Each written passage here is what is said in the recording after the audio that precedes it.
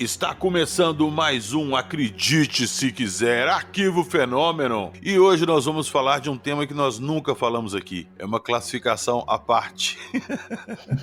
Ou não é mesmo, Sr. Afrojack? Isso aí, Mr. PH. Hoje nós vamos à la praia. Vamos falar sobre OVNIs no mar.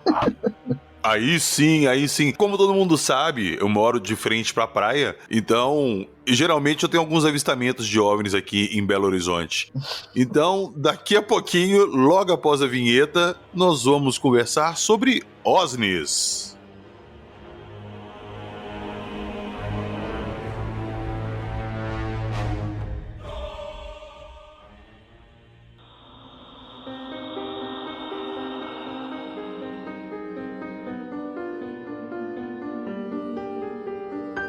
Tic Tac Nimitz, Marinha, Aquaman, Kyle Seahorse, Sinal Bloop.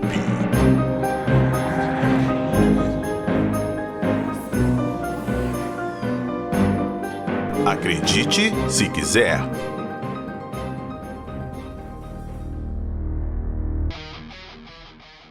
Um recadinho rápido para vocês antes de entrarmos no nosso episódio. Nós estamos agora com uma parceria com a editora Tábula. Então eu vou explicar essa parceria nossa em duas partes. A primeira é um livro dos relatos que a gente conta aqui no Acredite Se Quiser. Então se você já mandou um relato pra gente ou você quer mandar, pode mandar no nosso e-mail acreditesequizerpodcast@gmail.com, autorizando o uso do seu relato no livro. Eu, fulano de tal, autorizo esse relato a ser publicado no livro do Acredite Se Quiser. E mande seu relato bonitinho, escreva bem ali, não tenha preguiça de escrever, fique à vontade e mandem pra gente. Nós vamos fazer ali uma seleção, então aproveitem a oportunidade aí e mandem pra gente. Mesmo quem já gravou o podcast, peguem seu relato e mandem pra gente escrito aqui pra gente incluir no livro, fechou? E na segunda parte da nossa parceria com a editora Tábula, eles estão lançando um livro em comemoração aos 100 anos da Wade Tales, a maior revista de literatura fantástica, terror e ficção da história. Esse livro, chamado Contos Bizarros, vai trazer nomes como H.P. Lovecraft, um dos criadores do horror cósmico e do famoso Cthulhu, e o Robert Howard, criador do Conan, além de outros autores em 11 contos incríveis. Organizado por Romeu Martins e com capa de Jean Milesi, o livro tem 205 páginas e o lançamento, dia 20 de agosto, aniversário do Lovecraft. A pré-venda está acontecendo na Amazon e também no Catarse, com brindes exclusivos aos apoiadores. Os links para compra vão estar na descrição do episódio no Spotify. Eu sei que vocês gostam desse tipo de história,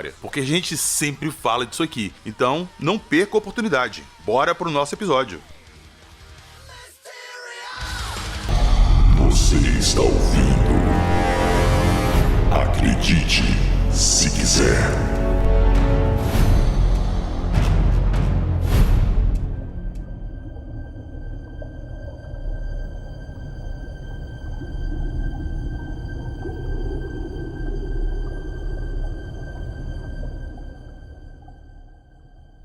Que história é essa que você mora na beira da praia? Não, eu não falei que eu moro na beira da praia. Eu falei que eu moro de frente pro mar, de frente pra praia. De frente pro mar. A minha casa, ela fica de frente pra praia. A 600 quilômetros? Sim, a 600 quilômetros, mas é na frente da minha casa. Tá de frente. Então, pois é. Então, quando os OVNIs voam sobre o mar e levantam muito alto, eles passam ali perto da Serra do Curral, eu tô sempre vendo. Então tá bom, vou aceitar a sua explicação em nome da nossa amizade. Cara, todo mundo mora de frente pro mar. A distância que é relativa. Enfim. Tá certo. Mas brincadeiras à parte, quando você me propôs pra gente falar sobre OSNIs, a primeira coisa que eu te falei, eu falei assim, eu super topo, porque eu acho o tema muito interessante, mas pra mim, OSNI e OVNI é a mesma coisa. Eu até brinquei no início do episódio aí que merecia categoria à parte, que são diferentes. Não, é tudo a mesma coisa pra mim. Só muda o fato que ou ele tá voando ou ele tá mergulhando, mas é o mesmo objeto. Ou eu tô errado? Não, tá certíssimo, né? Tanto é que agora, com essa nova nomenclatura proposta lá pelo Pentágono, eles falam sobre objetos transmeios, né? Que tem a capacidade de voar e, de repente, mergulha pelos mares e sobe pro espaço, inclusive. Então, são objetos transmeios, objetos que têm capacidade de operar em qualquer tipo de ambiente, né? Então, se trata, assim, do mesmo fenômeno, só que a gente sempre está falando do aspecto aéreo, né? Ou dos tripulantes, ou do pouso, o contato, a abdução, mas a gente não abordou ainda essa questão dos objetos nos mares, pelo menos aqui no podcast, né? A gente não abordou essa questão dos objetos nos mares, sendo detectados e causando despertando interesse, né, nas tripulações dos navios, sejam eles civis ou militares, né? Olha só, eu acho que eu posso até estar queimando pauta, ou de repente a gente volta para falar desse caso com mais detalhes. Mas sempre que se fala assim de OVNI, por incrível que pareça, a primeira coisa que vem na minha cabeça é o OVNI do incidente do Tic Tac Nimitz. Sim, nesse caso é um caso de OVNI também, né? Porque o objeto ele desceu para a água, né? Ele mergulhou e saiu da água também, né? Todos os outros registros ali, liberados pela Marinha ou comentados por ela, têm esse aspecto, né? De ter essa ligação com o mar, de mergulhar, de subir de novo, né? Então são casos corriqueiros, é até muito mais comum do que a gente imagina. Mas vamos lá então, Jackson. O Tic Tac, pra quem não tá se lembrando, ele foi em 2004, em novembro de 2004, se não me engano. Uhum. Mais ou menos 160 quilômetros ali da costa de San Diego. Acho que é um cruzado, né? Aqueles porta-aviões Nimitz. É um navio americano, um navio militar americano. Tá fazendo exercício de treinamento ali, a 160 quilômetros da costa de San Diego. E eles começaram a pegar alguns objetos se movendo ali que não estavam programados e não tinham transponder nem nada, eles não sabiam o que era. Então aquele exercício militar que eles estavam fazendo, de repente se transformou num exercício de interceptação. Sim. Eles enviaram caças para interceptar esses objetos e vão lá agora. Quando eles chegaram lá, eles viram um objeto em formato de uma bala de tic-tac, um comprimido assim maiorzinho, numa velocidade absurda, e esse objeto ele estava no ar e entrava no mar. Saía do mar, fazia umas bolhas assim, parecia que a água fervia, que eles contam, e o objeto saía voando e depois entrava no mar lá na frente de novo. E interessante também que o objeto se antecipava a eles. Quando eles estavam em perseguição com o objeto e o objeto entrava na água, eles perdiam, eles tinham um ponto pré-definido ali de coordenadas para se reagrupar caso acontecesse alguma coisa. E eles perdiam o objeto, eles iam para essa coordenada que só eles conheciam para se reagrupar, e quando chegavam lá, o objeto estava lá esperando por eles. Esse caso ficou famoso depois que o Elizondo divulgou os vídeos que foram pegos, que foram feitos nesse dia. Era arquivo sigiloso da Marinha, né? E foi liberado lá junto com o Gumball e com o Go-Fast.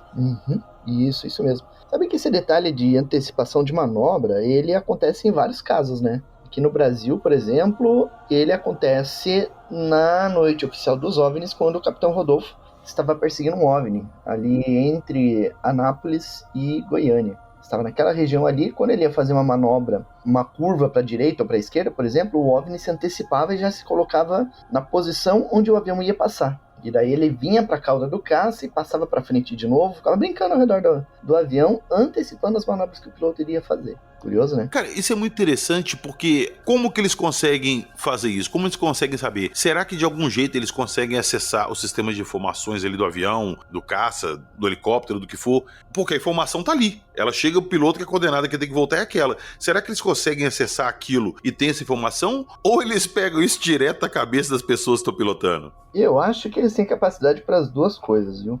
Eita. Porque na noite oficial, pelo menos, o controlador falava para ele virar tantos graus à direita ou à esquerda, e aí então o OVNI fazia a manobra antes da reação do piloto. Mas a gente sabe que tem outros casos, né, em que o piloto ele não tem ali, não está conversando com o controlador de voo e não tem orientação para fazer a curva. Mas ele faz a curva e o OVNI se antecipa, se colocando no caminho do avião. São vários casos assim. Então é possível que eles também façam a busca na mente do tripulante também. Cara, OVNI, a gente já... Ô, Jackson, tem quanto tempo que a gente já tem esse podcast? Vai fazer quase 2 anos. Mas a gente já gravou muita coisa, já falou de muito caso. E eu tenho certeza que pelo menos metade, em algum ponto, a gente cita que a Marinha tem alguma coisa, ou que o OVNI se perdeu pelo mar, ou teve o OVNI pé de represa. Sempre tem água na maioria dos relatos.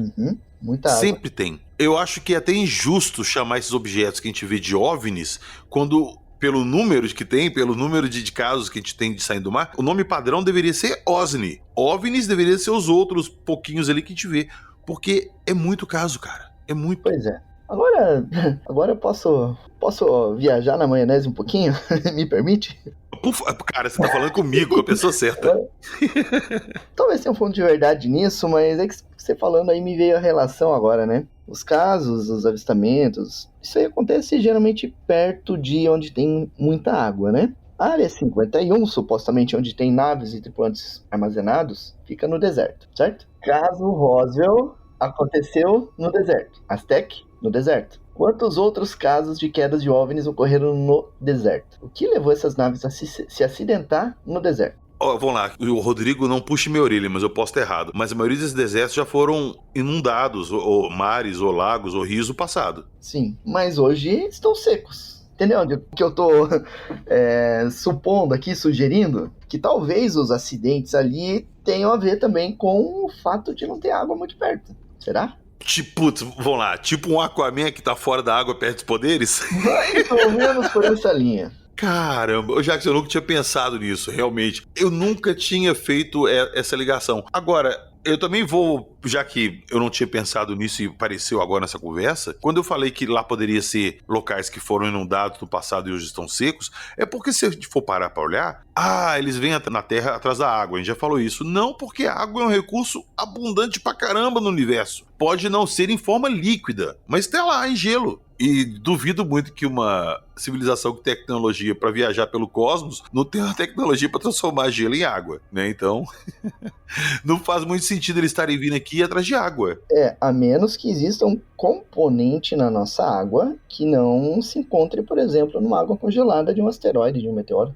Algum componente mais orgânico que não tem lá. O Jackson, eu já não sei, é complicado de falar desse tipo de coisa, é isso, porque a gente sempre fica no campo ali das hipóteses, das teorias, porque a gente não tem certeza de absolutamente nada. Então, fica muito difícil a gente tentar, como é que eu posso dizer, bater o martelo de alguma coisa. Pois é. Mas se tem uma coisa que fica bem claro quando a gente pega esses casos todos e analisam, é que sim, tem uma ligação muito próxima com a água. Agora, por quê? Se é componente orgânico, se é uma coisa, não sei. Mas que eles estão ali sempre por causa da água, eles estão.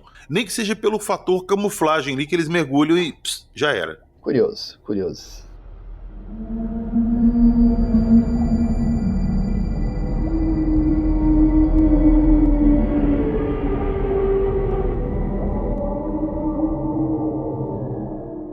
Eu sei que você deve ter vários casos na mão aí de OVNIs, eu citei o tic-tac aqui, mas você deve conhecer vários outros, né? Pois é, PH, eu tenho alguns casos, inclusive, ocorridos aqui no Brasil, né? Alguns conhecidos, outros nem tanto, e que vale a pena a gente comentar, né? Esses dias eu coloquei no canal Fenômeno o caso do Caiobá Sea Horse. É um caso bem interessante. Ele aconteceu em 27 de julho de 1980, ali na costa do estado do Rio Grande do Norte. Então, bem naquela curvinha, sabe quando na corcunda do Brasil ali, digamos, quando ele faz aquela curvinha, começa a descer, foi bem ali, a 24 quilômetros mar adentro. Então tinha uma companhia no Brasil chamada Arthur Levy, e essa companhia ela tinha vários barcos e ela prestava serviço para a Petrobras, por exemplo. E ela tinha 2 barcos que estavam em operação naquela noite, vindo de uma plataforma da Petrobras que ficava na região, e uma delas era o rebocador, o Caiobá Sea Horse, e a outra era uma lancha chamada Teach Sea Horse. E aí então esses 2 barcos eles estavam vindo em direção a Natal, já era noite, já tinha anoitecido,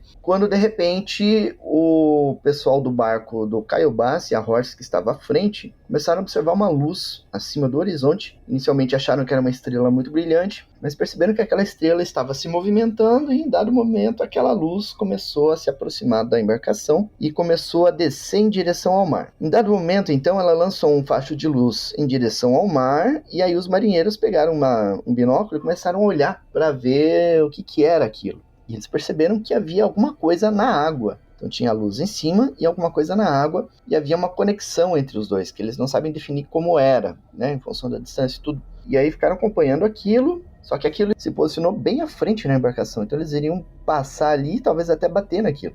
E aí o que eles fizeram então? De repente eles pararam os motores do barco, eles na melhor definição, eles deram um cavalo de pau ali e viraram totalmente à esquerda. E aí o barco parou a uns 40, 50 metros dessa luz. E aí ficaram ali parados olhando, né? E o chefe, o comandante do barco, ele viu aquilo e ele estava na cabine dele, na verdade, ele estava com intoxicação alimentar. Ele viu que o barco de repente parou sem a ordem dele e ele subiu para ver, né? E aí então ele começou a ver aquela luz, pegou o binóculo, ficou olhando e falou para os marinheiros, né? Tinha umas 10 pessoas no barco. Se vocês acreditam em disco voador, nós estamos diante de um. Ele falou isso pro pessoal. E aí os caras começaram a ficar assustados, né? Porque aquela luz estava ali, de repente aquele objeto jogou um facho de luz iluminando o barco. E aí eles entraram em contato com a capitania dos portos em Natal, informando que havia aquele objeto. E entraram em contato com a Teach Seahorse também, para eles tentarem ver o que estava acontecendo do ponto de vista deles, né? Eles estavam a 8 milhas, em torno de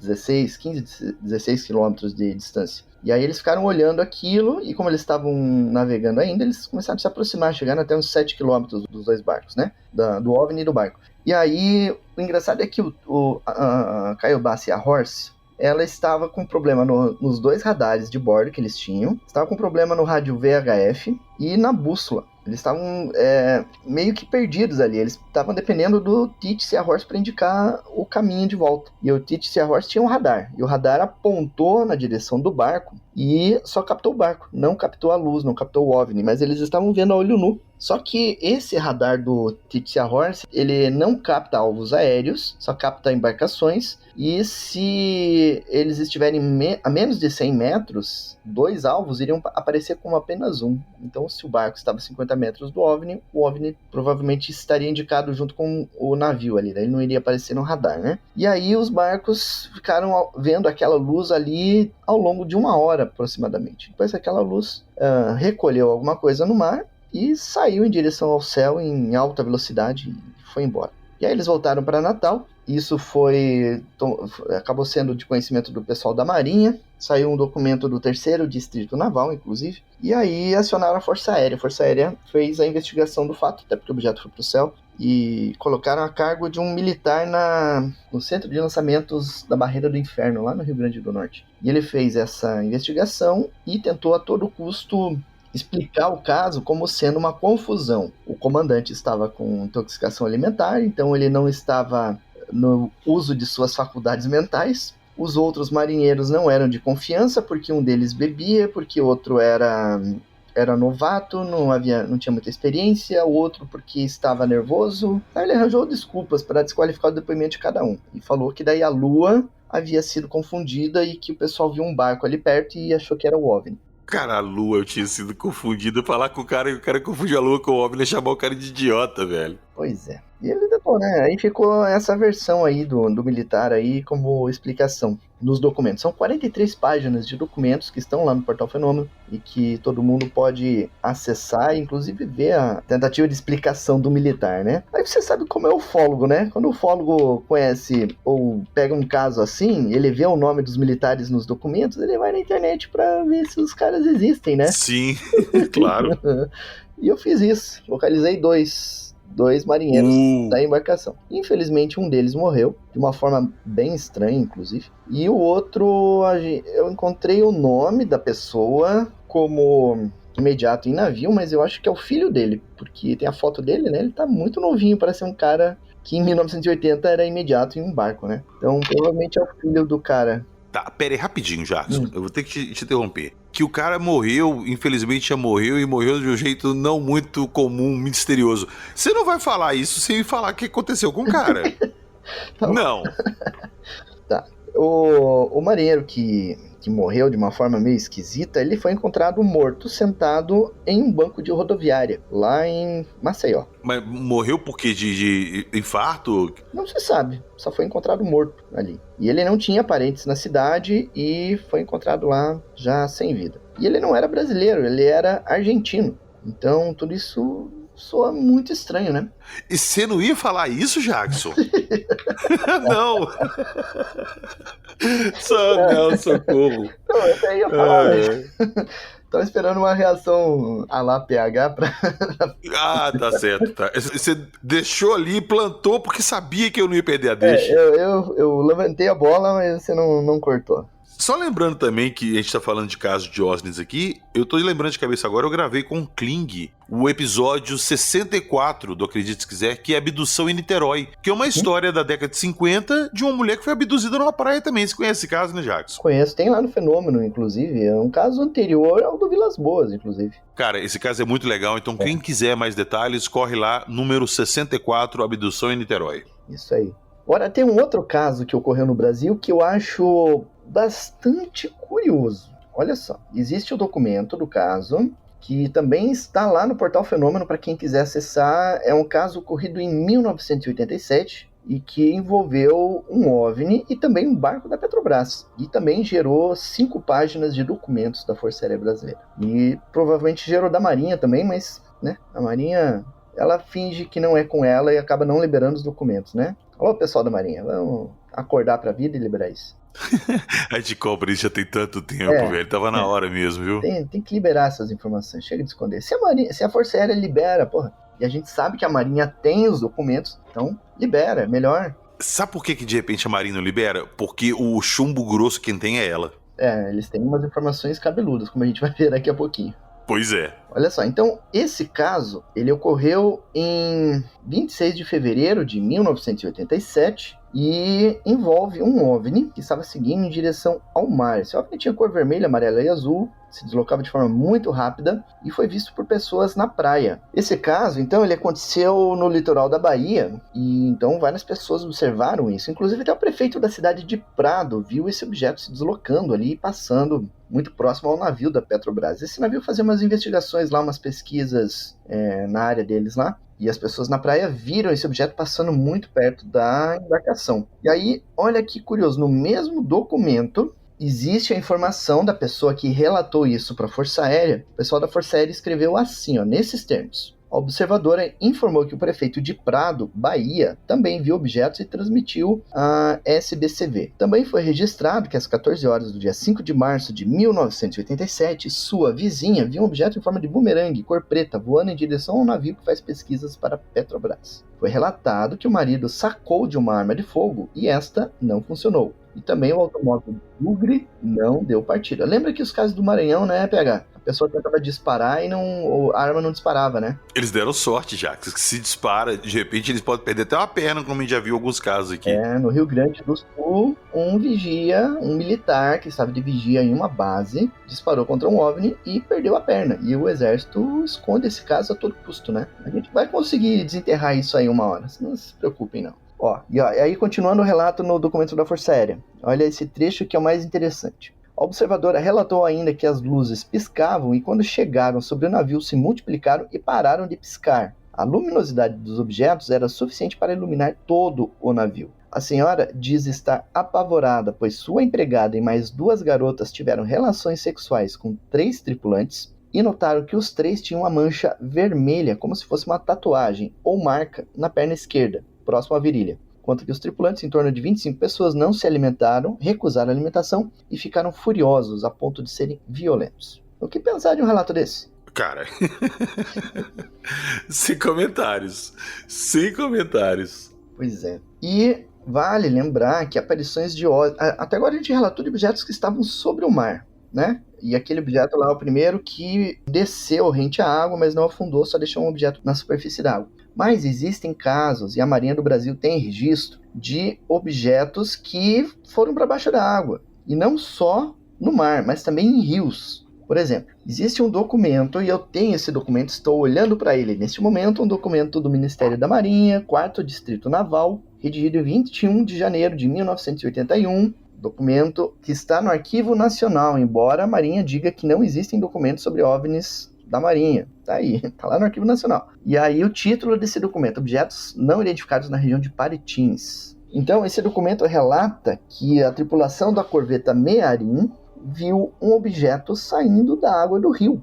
Esse objeto saiu da água do rio, sobrevoou ali a região do rio e saiu em alta velocidade, passando sobre a cidade de Paritins. Essa corveta ela estava navegando pelo rio Amazonas, perto da ilha Paritins, bem perto da cidade de Paritins. Então, é um caso, são 3 páginas de documento, inclusive tem um croquis mostrando a posição da embarcação, a posição da cidade, a posição dos objetos. Então, São casos bem interessantes, né? Em Rio também, né? Que ano que foi isso, Jackson? 1981. Ó, olha só, eu pedi pra você me falar a data aqui pra ver se batia. Eu tenho um relato de uma pessoa que ele falou que foi por volta de 97, 98. Eu gosto muito de pescar também, já falei isso várias vezes. Tem um tempão que eu não pesco, mas eu gosto. E aí, de vez em quando, eu conversando com o pessoal ali nos grupos de Street Fighter, já tem um tempo já, um amigo meu entrou em contato comigo, você gosta de ufologia, de pescaria e tal, deixa eu te contar uma história. Ele falou que ele tava num rio ali de Manaus ali, aquela região amazônica ali, eu não lembro direito agora. E ele falou que ele pescava ancorado, ele jogava amarrava uma âncora, né, numa corda, amarrava no barco, jogava no rio, pegava no fundo e ele ficava ali a favor da corrente ali pescando. Ele falou que ele tava indo assim, tranquilo, pescando, tinha pegado alguns peixes já. Ele olhou pra frente, assim, a água do rio bem...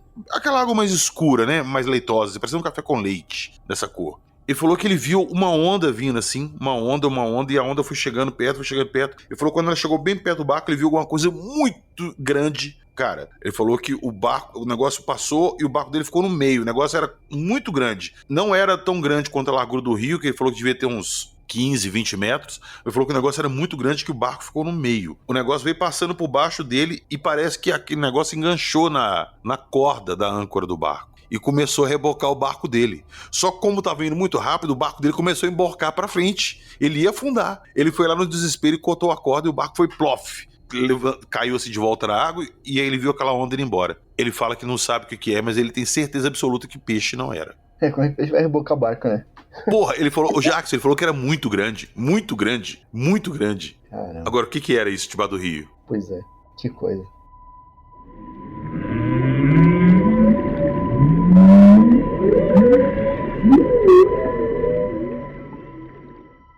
Ô, senhor Ufudjek, a gente falando aqui de OVNIs tudo, eu vou até abrir um parênteses aqui pra gente falar um pouco desse filme que pra mim é um dos melhores filmes nessa linha que eu já assisti. E olha que não é um filme recente, é um filme antigo, mas pra mim esse filme ele é nota 1000. Eu tô falando do Segredo do Abismo. Você já viu esse filme? Já, há muito tempo, mas eu lembro que eu gostei muito na época quando eu assisti. Cara, esse filme é de 89. Sim, ele é bem antigo. Não tão antigo quanto nós, né, senhor Ufudjek?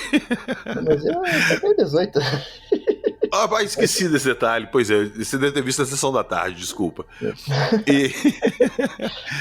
Esse filme é de 89. Qual que é a história? Um submarino militar nuclear, ele é avariado com 156 tripulantes a bordo. Ele cai num lugar muito profundo ali do oceano. E é um lugar inacessível. E eles precisam fazer o resgate ali. A princípio, eles tentam fazer o resgate dos tripulantes, mas eles acabaram morrendo. Mas a intenção era fazer o resgate da ogiva nuclear. Porque tinha uma tempestade vindo, o submarino podia se deslocar ali no leito do oceano, cair na Fossa Mariana, eu acho que era uma fenda ali no oceano, ia ser um desastre. Eles pediram ajuda para pessoal de uma base de petróleo, civis ali trabalhavam numa base de petróleo submersa, para fazer esse resgate. E meu amigo, o que era para ser um simples resgate virou uma história de ficção foda, porque eles simplesmente encontram com uma civilização que vive lá embaixo, lá no abismo, daí que veio o nome do filme, Segredo do Abismo. Tem uma civilização extraterrestre lá embaixo, cara. E o filme ele é top porque esse filme é de 89. Ele tem um CGI muito bom até os dias de hoje. Você vê o filme não é datado. É um filme que você vê hoje em dia, ele te convence.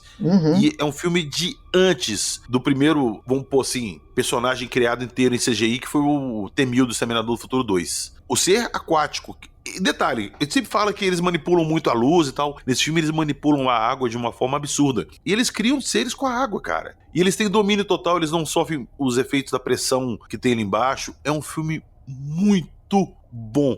Quem não assistiu, por favor, corra atrás, que esse filme vale cada minuto que vocês assistirem. Pois é, eu não vou lembrar muito do filme, porque eu devo ter visto aqui faz... Embora eu tenha 18 anos, acho que faz uns 20 anos que eu vi esse filme. Mas aqui, vale a pena você dar uma revisitada nesse filme. Quem tiver assistido ele há muito tempo, reassistam hoje com o que vocês têm na cabeça de ufologia. Assistam ele hoje. Porque, cara, o filme ele é muito bom e ele tem detalhes assim que na época que eu assisti também, que eu era bem novo, eu não peguei. Eu fui reassistir ele recentemente. E esse filme, cara, ele é espetacular. É um nível, assim, absurdo a história dele, e é uma coisa, assim, extremamente plausível de ter. Não exatamente como é mostrado no filme, mas eu acredito demais, que a gente já comentou isso aqui, que existam naves ali embaixo do oceano, nas fossas marianas, em locais de profundidade abissal, que estão lá e a gente não vai nem fazer ideia que elas estão lá. E há quanto tempo será que elas não estão lá? Esse filme ele é bem plausível, ele não é assim exagerado, não viaja na maionese, né? Como Não, os outros, né? não Isso que é bom desse filme. Vamos lembrar aqui também daquele filme A Chegada, The Arrival, que seres chegam na Terra e o principal problema é a comunicação. Esse filme aqui, ele apresenta também um conceito assim bem diferente de alienígena que a gente está acostumado. Aquele filme de invasão, chega na... É muito diferente. É muito diferente, porque quase não tem interação entre os humanos e os alienígenas. Eu não vou dar spoiler pra quem não assistiu, mas o tempo todo ali tá existindo um contato e você fica naquilo, mas o que é isso? O que é isso? Isso eu já dei o spoiler que são alienígenas. Você vai descobrir junto com a tripulação só no final o que é. E quem quiser gostar desse assunto, quiser mais detalhes, esse filme tem uma versão estendida que ela torna a experiência do filme original muito melhor. Então, se vocês querem assistir esse filme, corram atrás da versão estendida, beleza?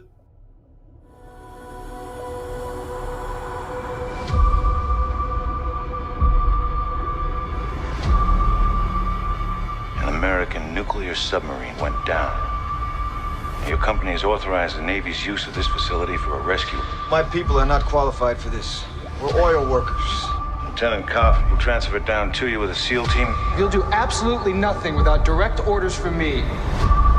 There is something down there. Something not us. Not human.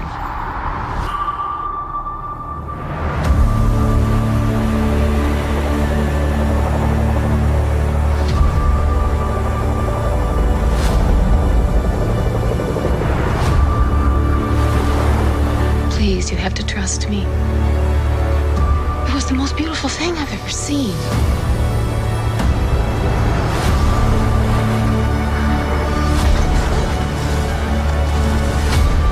We all see what we want to see. He sees hate and fear. You have to look with better eyes than that.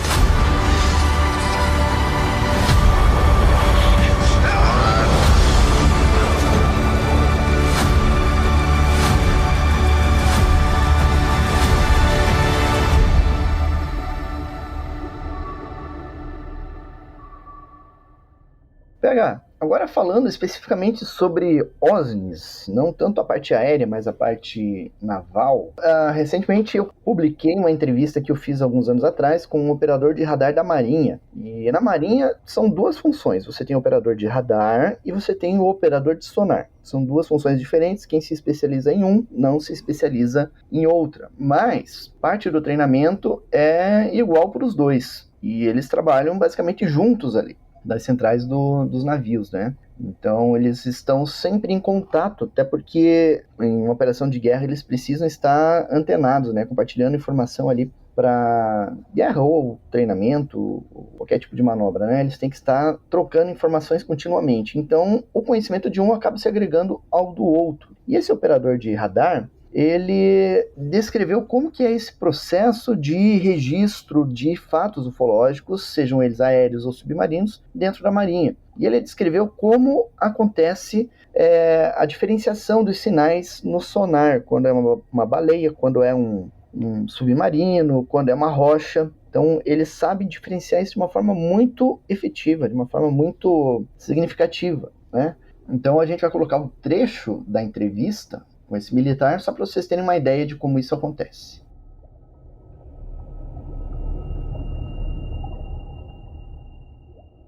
Tenho que admitir que, como operador de radar, observei muitas e muitas coisas. Não era um pássaro, entendeu? E não tinha qualquer forma de propulsão. O que eu quero dizer é o seguinte: tudo que se desloca emite onda eletromagnética. E isso aí sempre foi detectado. Porém, o deslocamento dele estava fora do nosso conhecimento técnico.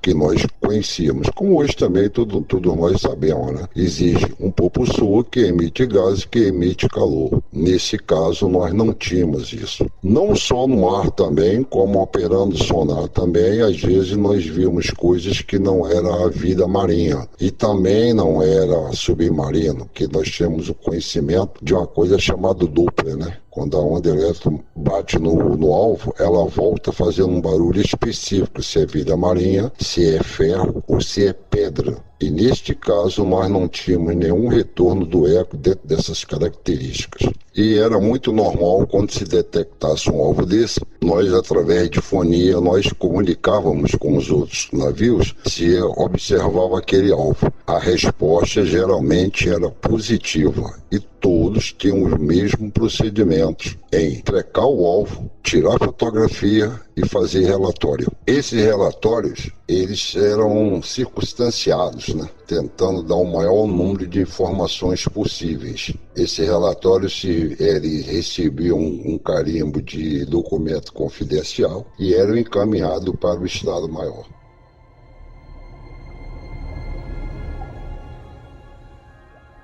E aí, então, vocês ouviram o trecho da entrevista com o militar, ele relatando como que ocorre o registro ali pelo operador de sonar. E ele confirma que houve vários registros pela Marinha de objetos submarinos não identificados, né? E a Marinha, a gente sabe que a Marinha monitora o céu, mas monitora o mar. E a área é realmente gigantesca. Então, a área de monitoramento... E inclusive, a Marinha ela faz operações em outras regiões do planeta, né, em manobras conjuntas e tudo, manobras de treinamento. E, então, a quantidade de registros que a Marinha tem, ela pode ser igual ou superior ao da Força Aérea. Para mim é muito maior. Eu acredito também que seja muito maior. Então, aí vem a necessidade de a gente ter acesso a essas informações, a esses conteúdos, a necessidade de pressionar mesmo. Os militares têm que liberar a informação. É lei.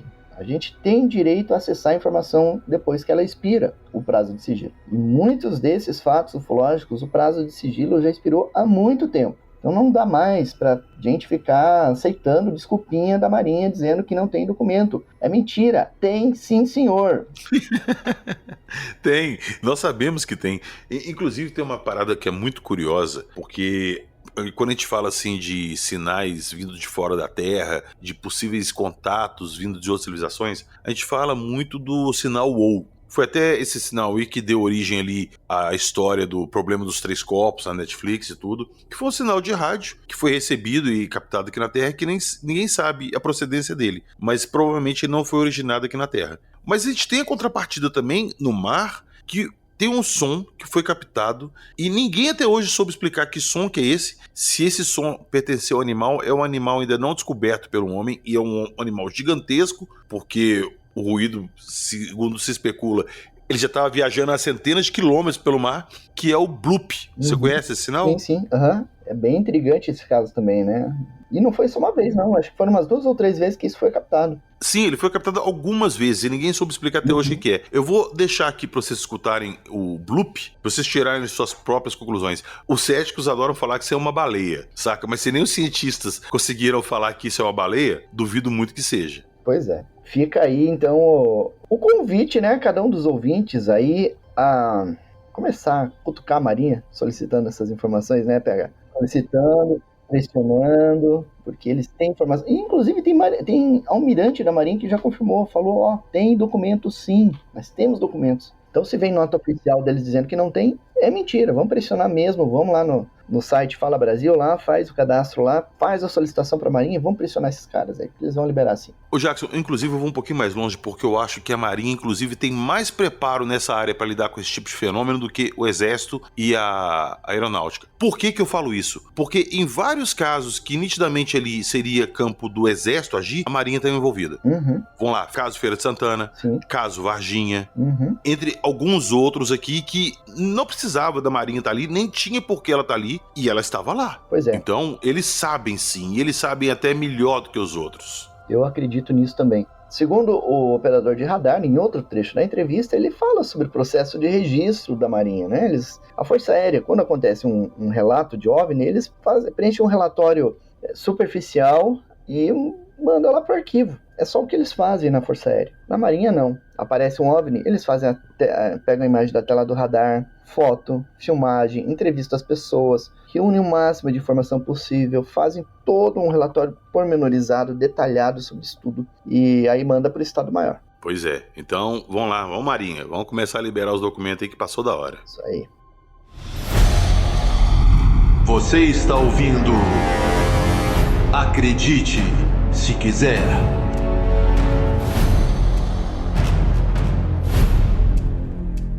Então é isso, falamos hoje sobre os OSNIs. Eu já falei no início e vou voltar a repetir. Para mim é a mesma coisa, só que eles estão transitando por meios diferentes. Mas enfim, ficam aqui esses casos que esses objetos apareceram em regiões com água, no mar, lago, seja onde for. E tem bastante coisa sobre isso lá no Fenômeno, né, senhor Ufudjek? Tem. Lá no portal vocês acessam vários documentos na seção de documentos ufológicos. Tem os documentos do caso do navio da Petrobras, do caso Paritins, do caso do Caiobá Sea Horse. Tem todos os casos lá acessíveis, né? Você pode baixar o documento e ler ele na íntegra, né? O documento oficial das Forças Armadas. E no canal Fenômeno a gente tem a entrevista com esse militar da Marinha, em áudio, né, para você ouvir e na íntegra, a entrevista inteira, relatando ali a experiência dele na Marinha, o que ele viu, os casos que ele esteve envolvido e tudo mais. Então é isso aí. Então eu vou deixar na descrição do episódio esses links lá do Fenômeno e do canal Fenômeno lá para vocês assistirem. Esse vídeo que o Jackson falou com o controlador de radar da Marinha é muito bom, tá legendado lá, tem coisas interessantes. Então dê uma conferida.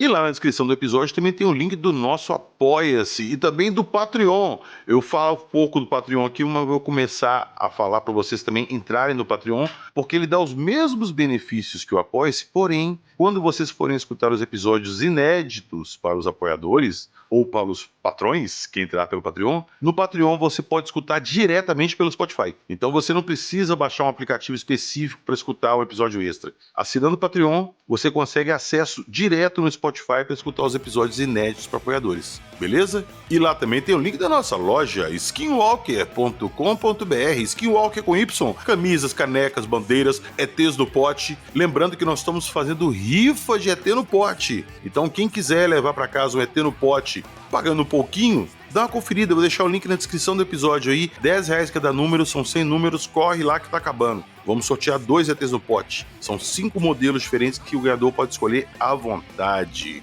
E depois, se vocês derem uma olhadinha nos nossos links no Spotify, lá no nosso Instagram, do Acredite Se Quiser, onde nós sempre deixamos material extra dos episódios, dê uma olhadinha nas fotos, as postagens lá, que tem muita coisa interessante. Lá também tem o link para compras da Amazon, lá nos destaques. Entra lá, se você for fazer compra na Amazon, entra pelo nosso link, dá uma forcinha pra gente. Quando você faz uma compra pelo nosso link, você gera uma comissão no podcast e ajuda a manter o projeto no ar. Valeu?